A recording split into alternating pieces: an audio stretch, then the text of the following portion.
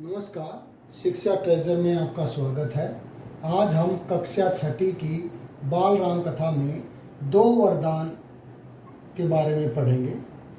दो वरदान जनक और जनकपुर के बाद वाला पाठ है। तो जंगल और जनकपुर में हमने पढ़ा था कि जब राम लक्ष्मण चारों भाइयों की शादी हो जाती है और वो वापस अयोध्या लौटते हैं, तो अयोध्या होने के बाद अब राजा दशरथ बड़े खुश रहते हैं कि बच्चों की भाई शादी हो गई।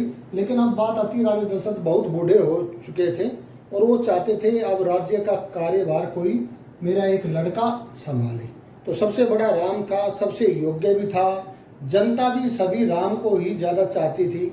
इसलिए गुरु वशिष्ठ से सलाह लेने के बाद उन्होंने राम के राज्याभिषेक के बारे में तैयारी शुरू कर दी। तो ये निर्णय लिया गया सभा में कि कल सुबह जो है वो राम का राज्याभिषेक किया जाएगा। तो जब राम के राज्याभिषेक की बात फाइनल हो जाती है, निश्चित कर दी जाती है, तो उसके बाद पता चलता है कि भाई भरत और शत्रुघ्न अयोध्या में नहीं रहते, वो अपने नाना के यहाँ के राज के, उनके नाना का नाम था, वो वहाँ गए हुए रहते हैं। तो बात आती है कि उनकी अनुपस्थिति में राज्याभिषेक का कार्य किया ना जाए या नहीं। तो राजा दशरथ कह देते हैं कि वो तो अभी आने वाले नहीं है और जनता चाहती है कि कल ही राज्याभिषेक हो, तो कल हम राज्याभिषेक कर देते हैं। तो जब ये राज्याभिषेक की सूचना कैकेयी की दासी रहती है मंथरा के पास पहुंचती है, तो मंथरा बहुत दुखी होती है, क्योंकि मंथरा कैकेयी की शुभचिंतक रहती है। वह बचपन से ही कैकेयी के साथ रहती है और शादी होने के बाद यहाँ अयोध्या में आ जाती है। तो उसको तो ये एक साजिश सी नजर आती है कि भरत और शत्रुघ्न यहाँ है नहीं और राम का राज्याभिषेक किया जा रहा है। तो मंथरा को ये एक साजिश नजर आती है। तो वो कैकेयी से जाकर के कहती है कि कैकेयी तुम्हारे साथ बहुत बुरा हो रहा है। तो वो पूछती है क्या है, तब वो बताती है कल राम का राज्याभिषेक है। वो कहते हैं ये तो बहुत खुशी की बात है, क्योंकि राम भी कैकेयी को सबसे प्रिय था, कैकेयी को राम भी सबसे प्रिय था। तो कैकेयी भी चाहती थी कि भाई राम ही राजा बने, राम बड़ा पुत्र भी है और योग्य भी है। लेकिन मंथरा को ये बात अच्छी नहीं लगती है। वो कहती है कि राम राजा बन गया तो कौशल्या जो है वो राजमाता रहेगी और तुम्हारे साथ जो है दासी जैसा व्यवहार किया जाएगा।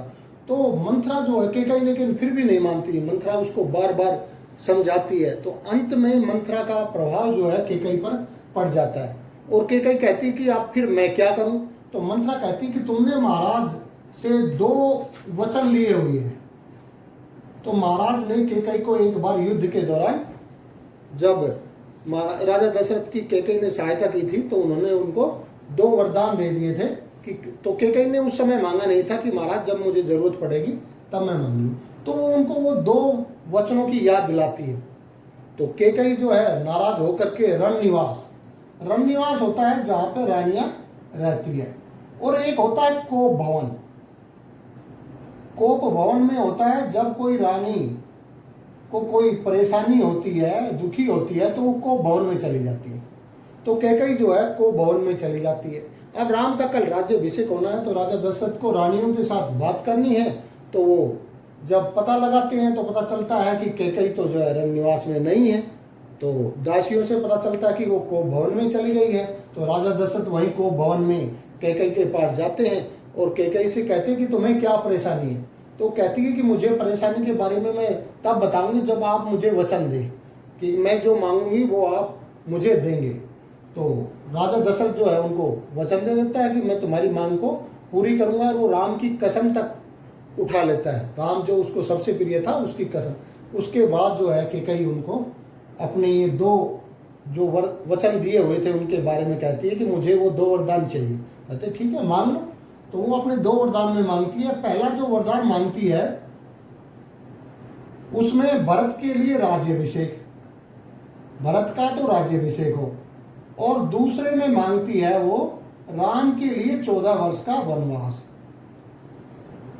तो दूसरे में मांगती है राम के लिए 14 वर्ष का वनवास। तो राजा ये बात सुन करके बहुत दुखी होते हैं और उनसे कहते हैं कि ये तुमने क्या किया, तुम इनके लिए कोई दूसरी चीज मांग लो, मेरी जान तक भी मांग लो, वो भी मैं देने के लिए तैयार हूँ, लेकिन राम के लिए ऐसा मत करो। लेकिन वो नहीं मानती है। वो कहती है अगर आप अपने वचन का पालन नहीं करना चाहते तो मत करिए, ये आपके कुल पर कलंक लगेगा, और अगर आपने वचन का पालन नहीं किया तो मैं आत्महत्या कर लूँगा, आत्महत्या कर लूँगी।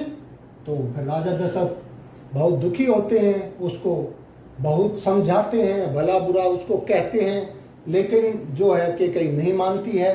और रात भर ऐसे ही चलता रहता है। राजा दशरथ कभी बेसुध हो जाते हैं, फिर उनको होश आता है।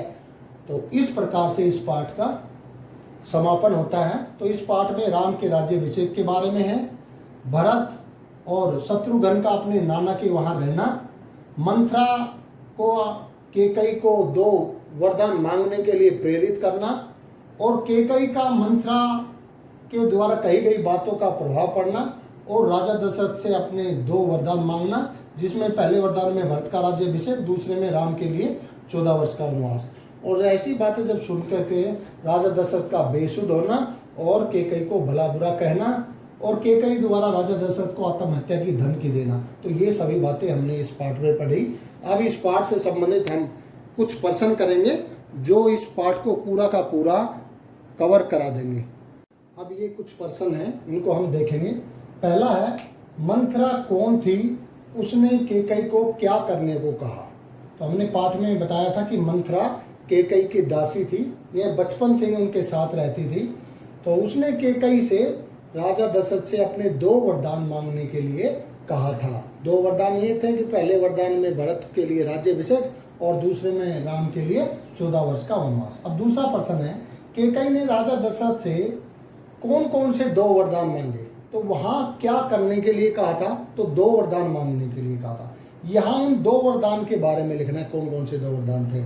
तो पहले में राम के लिए नहीं, भरत के लिए राज्याभिषेक और दूसरे में राम के लिए 14 वर्ष का वनवास। तो ये दूसरे प्रश्न का उत्तर हो जाएगा।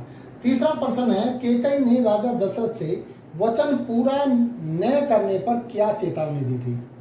तो उन्होंने बताया था ना, जब हमने पाठ के बारे में बताया कि उन्होंने कहा था कि अगर आप अपना वचन पूरा नहीं करते तो मत कीजिए, ये आपके कुल पर कलंक लगेगा, अगर आपने वचन पूरा नहीं किया तो मैं आत्महत्या कर लूँगी।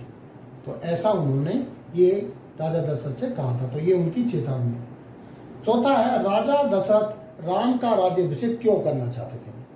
पहली बात, एक तो राम राजा दशरथ का सबसे बड़ा पुत्र था, सबसे योग्य था, और अयोध्या की जनता भी राम को ही चाहती थी, इसलिए राजा दशरथ राम का राज्याभिषेक करना चाहते थे। पांचवा है, भरत और शत्रुघ्न कहाँ गए थे? तो भरत और शत्रुघ्न अपने नाना कैकेराज के वहाँ गए थे, और उनके नाना उन्हें कहाँ जाने से मना करते थे। जब भी भरत और शत्रुघ्न अयोध्या आने की बात कहते थे तो उनके नाना उन्हें आने के लिए मना कर देते थे, क्योंकि ये उनके नाना इनसे बहुत प्यार करते थे और इनको अपने यहाँ ही रखना चाहते थे, तो इसलिए वो उनको अयोध्या जाने से मना करते थे। तो यहाँ हमने पाठ के बारे में पढ़ा, उसके अंतर्गत जो जो मुख्य रूप से प्रश्न बनते थे उन प्रश्नों के बारे में हमने यहाँ पूरी जानकारी ली। अगर आपको फिर भी किसी प्रकार का संदेह हो तो आप कमेंट बॉक्स में जाकर के कमेंट कीजिए, और अगर आपको ये वीडियो पसंद आई हो तो इसे लाइक करें और चैनल को सब्सक्राइब करना ना भूलें। धन्यवाद।